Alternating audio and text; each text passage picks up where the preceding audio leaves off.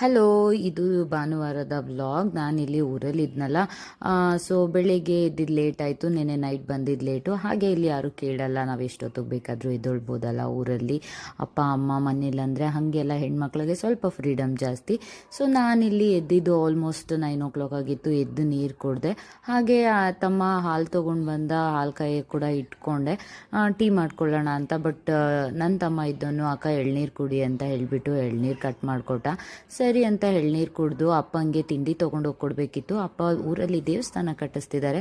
So ಅಪ್ಪ ಅಲ್ಲೇ ಇದ್ದರು. ಬೆಳಗ್ಗೆನೇ ಬೇಗ ಹೋಗಿದ್ರು ಅವರು. ಸೊ ನಾನು ನನ್ನ ತಮ್ಮ ಹೋಗಿ ತಿಂಡಿ ಕೊಟ್ಟು ಬಂದ್ವಿ.